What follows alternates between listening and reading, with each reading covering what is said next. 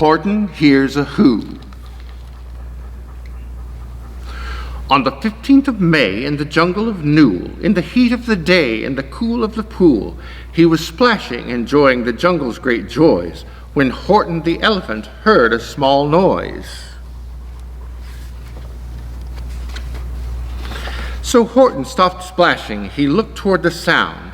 "That's funny," thought Horton. "There's no one around." Then he heard it again, just a very faint yelp, as if some tiny person were calling for help. "I'll help you," said Horton, "but who are you? Where?" He looked and he looked. He could see nothing there, just a small speck of dust blowing past through the air.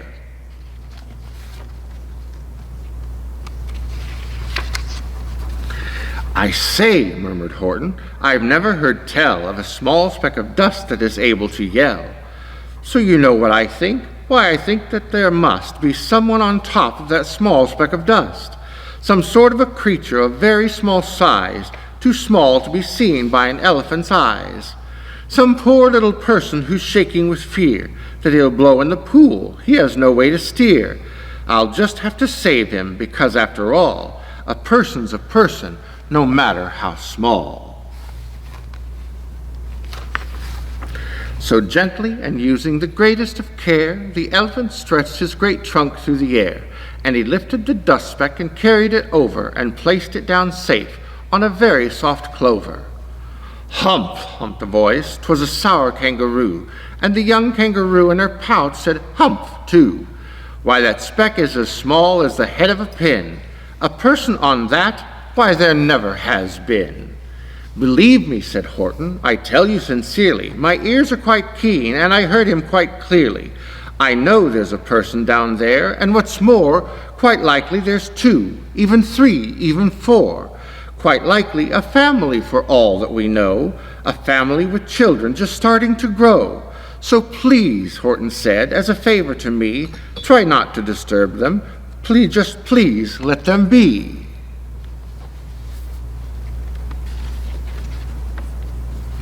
"I think you're a fool," laughed the sour kangaroo, and the young kangaroo in her pouch said, "Me too. You're the biggest blamed fool in the jungle of Newell," and the kangaroos plunged in the cool of the pool. "What terrible splashing!" the elephant frowned. "I can't let my very small persons get drowned. I've got to protect them. I'm bigger than they." So he plucked up the clover and hustled away.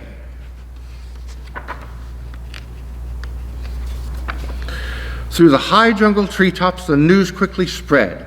"He talks to a dust speck. He's out of his head. Just look at him walk with that speck on that flower." And Horton walked worrying almost an hour. "Should I put this speck down?" Horton thought with alarm. "If I do, these small persons may come to great harm. I can't put it down, and I won't, after all. A person's a person, no matter how small."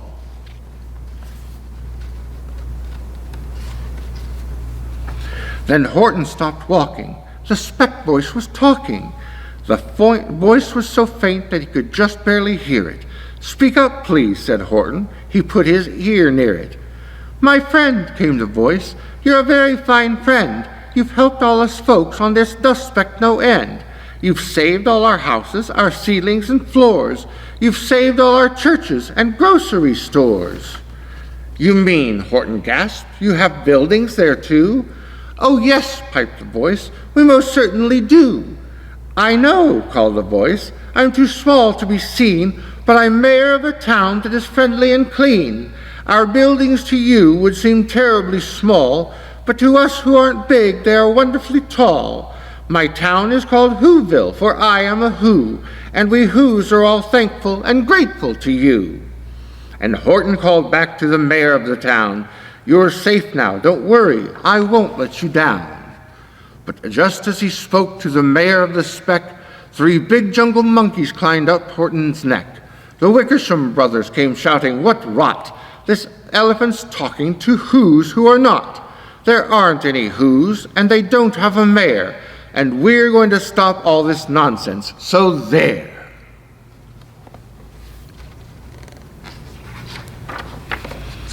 They snatched Horton's clover. They carried it off to a black-bottomed eagle named Vladikoff. a mighty strong eagle of very swift wing, and they said, "Will you kindly get rid of this thing?" And before the poor elephant even could speak, that eagle flew off with the flower in his beak.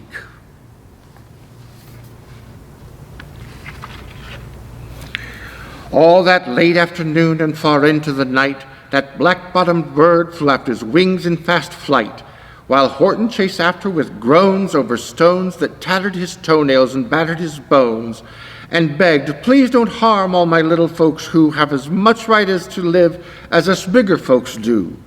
But far, far beyond him that eagle kept flapping, and over his shoulder called back, "Quit your yapping. I'll fly the night through. I'm a bird, I don't mind it, and I'll hide this tomorrow where you'll never find it." And at 6:56 the next morning he did it. It sure was a terrible place that he hid it.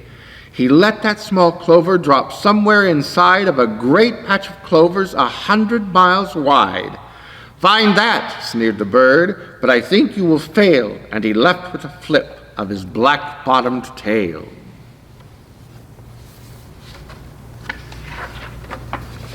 "I'll find it," cried Horton. "I'll find it or bust. I shall find my friends on my small speck of dust." And clover by clover by clover with care, he picked up and searched them and called, "Are you there?" And clover by clover by clover, he found that the one that he sought for was just not around. And by noon, poor old Horton, more dead than alive, had picked and searched and piled up 9,005.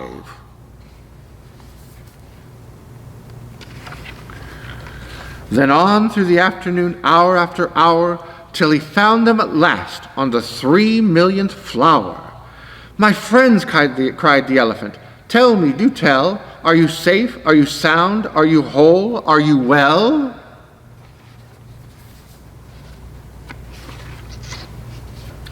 From down on the speck came the voice of the mayor.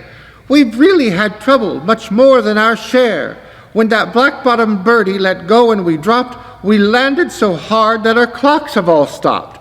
Our teapots are broken, our rocking chairs smashed, and our bicycle tires all blew up when we crashed. So Horton, please," pleaded the voice of the mayor's, "will you stick by us who's while we're making repairs?" "Of course," Horton answered, "of course I will stick. I'll stick by you small folks through thin and through thick."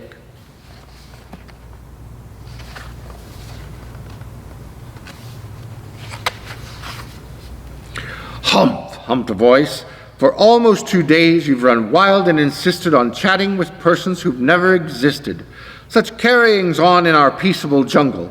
We've had quite enough of your bellowing bungle. And I'm here to state," snapped the big kangaroo, "that your silly nonsensical game is all through." And the young kangaroo in her pouch said, "Me too." With the help of the Wickersham brothers and dozens of Wickersham uncles and Wickersham cousins and Wickersham in-laws whose help I've engaged, you're going to be roped and you're going to be caged. And as for your dustpeck, ha! That we shall boil in a hot steaming kettle of bezelnut oil. "Boil it," gasped Horton. "Oh, that you can't do. It's all full of poor persons. They'll prove it to you."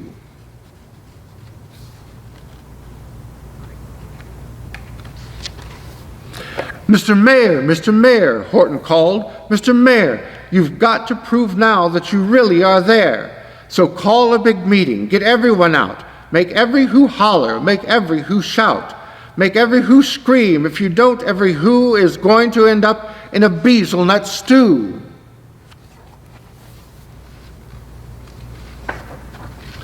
And down on the dustpeck, the scared little mayor called a big meeting of Whoville Town Square.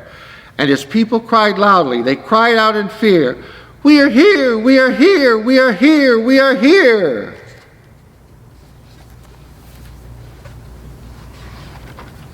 The elephant smiled. That was clear as a bell. The kangaroo surely heard that very well. "All I heard," snapped the big kangaroo, "was the breeze and the faint sound of wind through the far distant trees. I heard no small voices, and you didn't either." And the young kangaroo in her pouch said, "Me neither."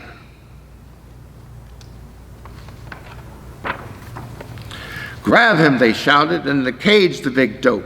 Lasso his stomach with 10 miles of rope. Tie the knots tight so he'll never shake loose, then dunk that dumb speck in the bezelnut juice."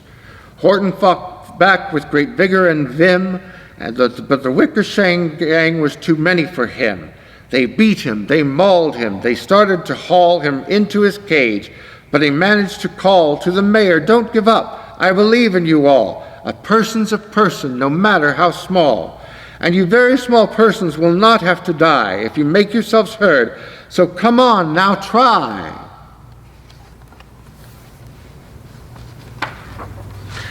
The mayor grabbed a tom-tom. He started to smack it, and all over Whoville they whooped up a racket. They rattled tin kettles, they beat on brass pans, on garbage pail tops and old cranberry cans. They blew on bazookas and blasted great toots on clarinets, oompas and boompas and flutes.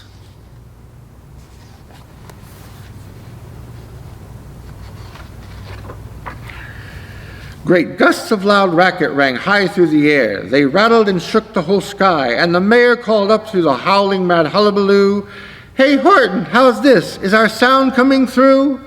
And Horton called back, "I can hear you just fine, but the kangaroo's ears aren't as strong quite as mine. They don't hear a thing. Are you sure all your boys are doing their best? Are they all making noise? Are you sure every who down in Whoville is working? Quick, look through your town. Is there anyone shirking?" Through the town rushed the mayor from the east to the west, but everyone seemed to be doing his best. Everyone seemed to be yapping or yipping. Everyone seemed to be beeping or bipping. But it wasn't enough, all this ruckus and roar. He had to find someone to help make him more. He raced through each building. He searched floor to floor. And just as he felt he was getting nowhere and almost about to give up in despair, he suddenly burst through a door, and that mayor discovered one shirker quite hidden away in the Fairfax Apartments, apartment 12J. A very small shirker named Jojo was just standing and bouncing a yo-yo, not making a sound, not a yip, not a chirp. And the mayor rushed inside and he grabbed the young twerp.